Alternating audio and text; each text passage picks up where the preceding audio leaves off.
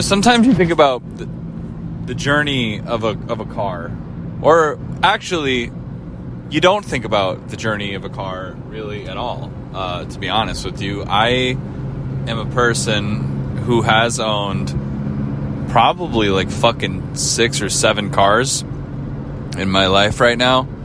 And that's not because I'm rolling in fucking money, but it's because for a long time I would only buy like a $400 or $500 lemon car, piece of shit, and ride it for 5 or 6 months until the wheels fell off. And then after that, I would buy another one. I was buying them from the same guy too. I went through quite a few of them. And the last time that happened actually was mid 2018. I was driving this fucking Lincoln LS 2002 or something, I forget. And it had this horrible fucking problem with the horn where every single time you turned the car on or you opened a door or you looked at the thing wrong, the alarm would go off and you couldn't shut it off unless you disconnected the whole fucking battery. It was a goddamn nightmare and it was ruining my fucking life. And I felt I would literally be riding down the street 2 p.m. middle of the day on my way to work, and the goddamn alarm would be going off from when I left my house all the way till I got to the parking lot at work and disconnected the battery. I literally was like, every day was an anxiety attack. But I don't know, I'm thinking about my car that I'm driving right now as we speak. Literally, this car is a Chrysler Sebring 2005. Now that's not a nice car, it's a modest car. It's a decent well-built car, right? And this is the only good car I have ever bought in my life. It was a little over $3,000. It was a little less than $3,000, but I think with tax and registration, it might have went up to that. But regardless, the reason that this car is significant to me is because I actually bought it with the money from a Kickstarter campaign that I ran in 2018 after designing a tarot deck, which was a pretty fucking wild time because I started designing the tarot deck while I was working for this horrible addiction treatment company, where it was me working with addicts and people transitioning out of being in prison, and it was adult men.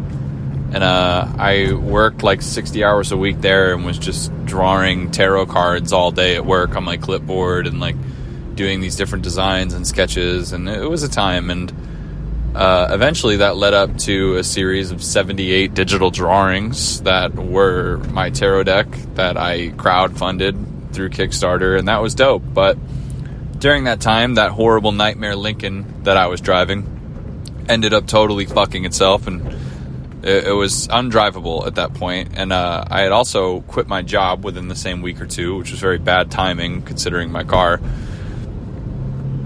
was no longer mobile.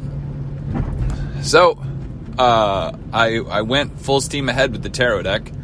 And while I was able to fulfill all of the orders and the people that pledged to it and ordered a deck, and I was able to sell some off the top, all of the profit from that deck bought the Chrysler Sebring that I'm driving right now. And that was really profound to me because that was the first time I had ever made what I considered real money off of art and any creative endeavor.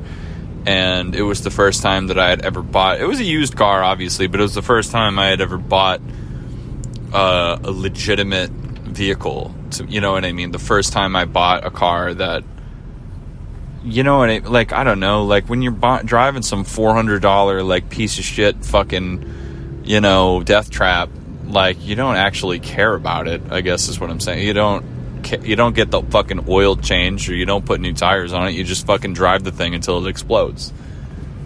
But this one I bought with my own money from art that I made, literally on the side while working this nightmare fucking job that made me literally want to fucking keel over and die every day. That's a pretty depressing thing to say, but I guess in considering the story of a vehicle that might be considered this Chrysler's origin, but I don't know, man. I don't know why I'm thinking about this right now. It's probably because I'm driving, and to tell you the truth, my cigarette lighter outlet thing in the car broke, so I can't listen to music and just not think about where I'm driving right now, you know, but which is probably why I'm talking and telling you this story. But I don't know, man, because this one has been to many places. I will tell you, I've taken it cross country twice, technically once, but partially twice. The first one was a true blue cross country trip, where it was a tour where I went from Massachusetts to Santa Monica Beach and back, and I did that with a friend, and it took about a month, and that was fucking pretty crazy. And the other time was a few months later, where I drove this thing from Massachusetts all the way south to southern Tennessee, all the way west to Fayetteville, Arkansas, and a little bit into Oklahoma. And then I drove it north to about Nebraska, then to Chicago. And then on that fateful trip, I broke down in Indiana, about an hour or two south of Chicago. And that, I think, was literally one of the most, harrowing experiences of my life, because this fucking car, picture this, right? You know, I've been driving for 2 weeks straight alone in this fucking sedan in the blistering fucking heat, sleeping in the back seat. I was it was supposed to be a tour, and the fucking really shitty part about the July tour of 2019 was that 90% of the shows had canceled. There were people I was supposed to meet up with that fucking just couldn't pull through, not to any, not to any fault of their own. It just didn't work out. You know, there was a venue that I was supposed to play and a person I was supposed to stay with, but their fucking venue closed down permanently the week that I was supposed to play there. It just literally everything that could have gone wrong straight up did on that tour. So I didn't have any money from the shows. I didn't have any money from merch. I wasn't playing anything. I wasn't seeing anybody. I wasn't sleeping on anybody's couch. I was just straight up fucking driving through the Southeast and Midwest, basically aimlessly, in this fucking Chrysler by myself, and, that sounds like a nightmare to some, but to me, it ended up being a kind of a really beautiful journey in a way, because here I am in this car that is mine, with my shit, with my, I had a skateboard with me, I had an acoustic guitar with me, and I just was fucking floating, man. And I was stopping by art museums in every city I went to, and I would stay in these art museums for hours, man. And I was just staring into paintings and just thinking and spacing out and seeing nothing. Just staring. It was looking into the void. It was every nook and cranny and bathroom and painting and fucking cornfield and phone screen, everything was the void. And if you don't know this about me, I also don't drink, I don't smoke, I don't do any mind-altering substances, so I'm also completely fucking dead sober through this whole thing, so yeah, man. And all I had was this fucking car. It was just, the driver's seat was just the center of the fucking universe, man. And I just did what I did. I just drove infinitely, aimlessly. This car was it felt like a fucking cosmic chariot. I was fucking talking to myself. I was fucking crying. I was fucking seeing shit in the road at night. I was not eating right. I felt like a fucking monk fasting in the fucking mountains, dude. I just felt fucked up. And there was this kind of physical erosion and mental erosion happening from the silence and from the nothingness and from the lack of communication and the lack of resources and food and showers. And like, it got to a point where I just broke through that. You know, if you've ever done acid or LSD, you might know that there's a point where you start to trip, where it's like, I've heard it, you know, I've once considered this the kind of intersection of a bad trip and a good trip, where you can either cross a certain threshold and go through the doorway into introspection and a good trip and a positive experience, or you cannot self-actualize in this acid trip and kind of just descend into total madness and lack and loss of control. You know what I mean? And that's kind of what it felt like for me, where I reached that point where I was like, okay, I'm either gonna fucking crack and I'm gonna need to fucking like get a fucking flight home, or I'm gonna just fucking power through this and just literally just fucking like suffer but love that suffering and connect to that suffering in a meaningful way. And that's kind of what I chose.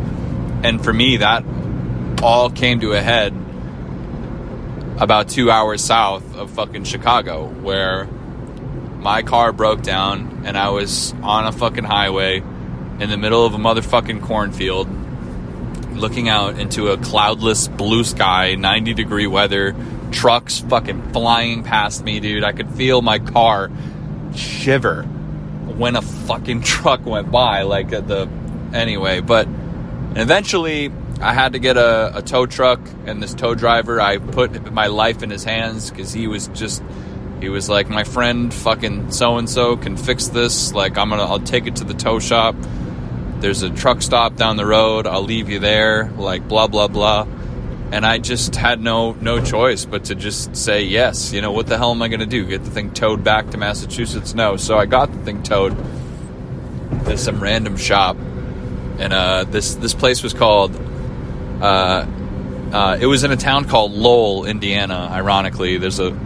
Anyway. But they dropped me off at a truck stop in an unincorporated town called Dinwiddie, Indiana.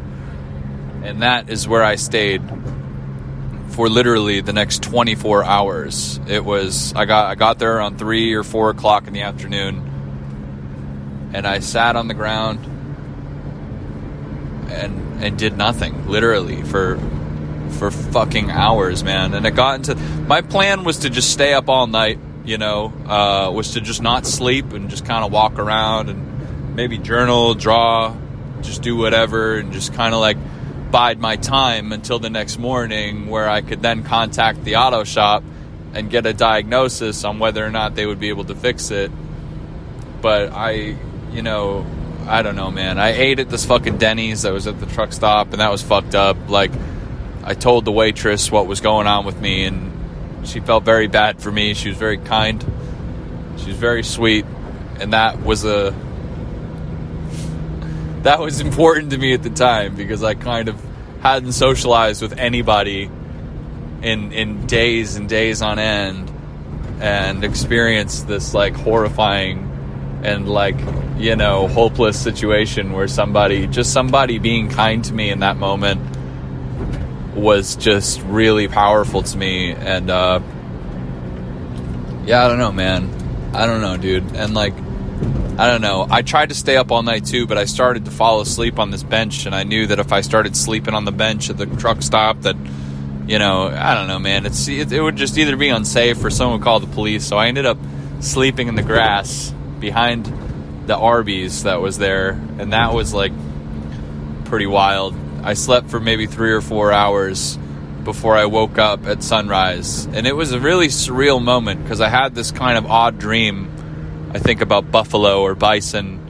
And I remember I was near this trucker parking lot, and I was on a hill, and as the sun rose and the highway had been awakened, I looked out at this fucking parking lot, and the trucks were all moving, and I remember thinking they looked like a field of bison just slowly walking through the morning dew and sunshine. And yeah, man, just waking up in a field, basically, next to the highway. And it was